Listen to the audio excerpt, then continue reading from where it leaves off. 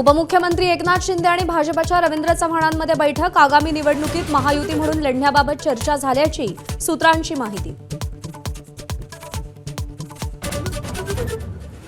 ठाण्यासह मुंबईलगतच्या महापालिकांमध्ये उद्धव आणि राज ठाकरे एकत्र येणार। सेना नेते विनायक राऊतांचा दावा।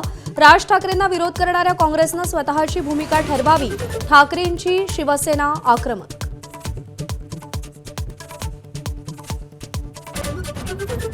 पुण्यातील मुंढवा जमीन घोटाळ्याप्रकरणी अमेडिया कंपनीला 21 कोटी भरावेच लागणार। स्टॅम्प ड्युटीपोटी रक्कम भरण्याचे मुद्रांक शुल्क विभागाचे आदेश। पार्थ पवारांना मोठा दणका।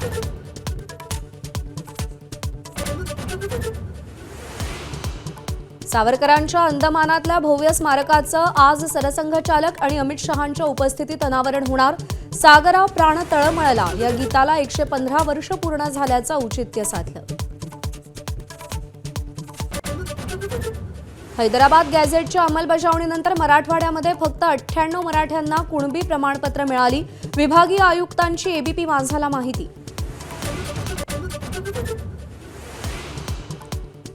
गोपीनाथ मुंडे यांना जयंतीनिमित्त अभिवादन करण्यासाठी मुंडे भक्तांचे पाय गोपीनाथ गडाकडे। पंकजा प्रीतम धनंजय मुंडेही उपस्थित राहणार। कालपासून कीर्तन आणि इतर कार्यक्रमांचं आयोजन।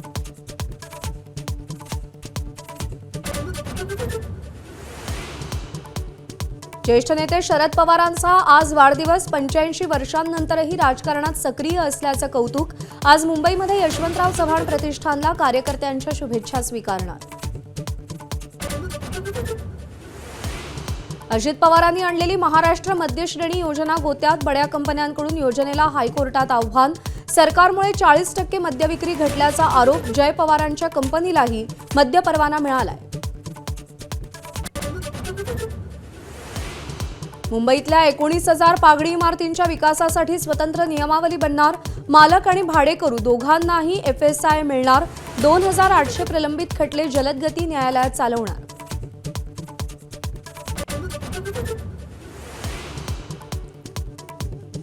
काँग्रेसचे ज्येष्ठ नेते शिवराज पाटील चाकूरकर यांचं 90व्या वर्षी दीर्घ आजारानं लातूरमध्ये निधन। 5 वर्ष लोकसभेचे अध्यक्ष होते। इंदिरा गांधी, राजीव गांधी, मनमोहन सिंग यांच्या मंत्रिमंडळात विविध खात्यांचं मंत्रिपदही भूषवलं होतं। कोल्हापूरकरांचा कोल्हापुरी चप्पलसाठीचा दणका यशस्वी। जगप्रसिद्ध प्राडा कंपनीनं कोल्हापुरी चप्पलसाठी करार केला। प्राडाच्या 40 विक्री केंद्रांवरती कोल्हापुरी चप्पल उपलब्ध होणार। सारंगखेड्यात चेतक फेस्टिवलमध्ये 15 कोटींचा ब्राह्मोस घोडा चर्चेत।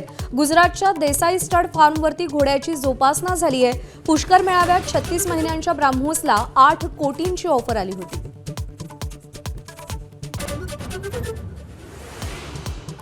डिकॉकच्या 90 धावांच्या जोरावर दुसऱ्या टी20 सामन्यात दक्षिण आफ्रिकेचा भारतावर 51 धावांनी विजय। शुभमन गिल, सूर्यकुमार यादव यांची अपयशाची मालिका सुरूच। मालिकेत 1-1 अशी बरोबरी। एबीपी माझा, उघडा डोळे बघा नीट।